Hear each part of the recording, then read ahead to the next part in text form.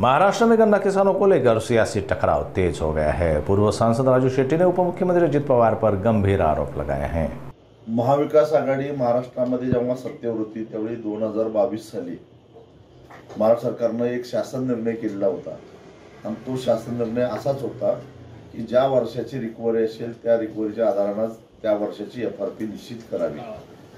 पण रिकव्हरी निश्चित करायला सीजन संपावा लागतो आणि अलीकडे साखर कारखाने बी हेवी आणि ऊसाच्या रसापासून इथेनॉल तयार करत असल्यामुळे वसंतदादा शुगर इन्स्टिट्यूटने सगळं ऑडिट करून तपासणी करायला अजून 4-5 महिने जातात। म्हणजे जवळपास त्या वर्षाची रिकव्हरी निश्चित व्हायला 1 वर्ष जातं। म्हणजे शेतकऱ्यांना 1 वर्ष उशिरा एफआरपीचं पेमेंट मिळतं।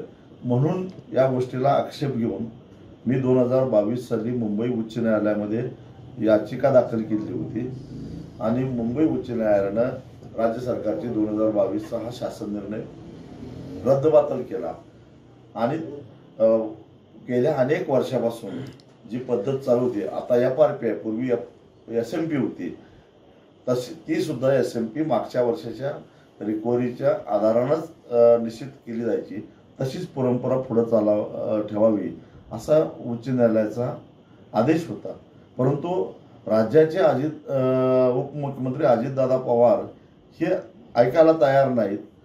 त्यांनी पुन्हा एकदा सरकारवर दबाव आणून स्वतःच्याच अध्यक्षतेखाली एक समिती स्थापन केली आणि त्या समितीनं राज्याचं ऊस दर निश्चित करायचं धोरण ठरवायचा अधिकारासाठी म्हणून ती समिती स्थापन झाली आणि त्या समितीनं पुन्हा एकदा प्रयत्न तसा चालू केला आहे, पण तो आम्ही हाणून पाडू।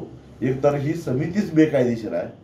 ऊस दर नियंत्रण अध्यादेश 1966 नुसार ऊसाचा दर निश्चित करायचा अधिकार हा केंद्र सरकारचा आहे। राज्य सरकारला तो अधिकार केंद्राने दिलेला नाही।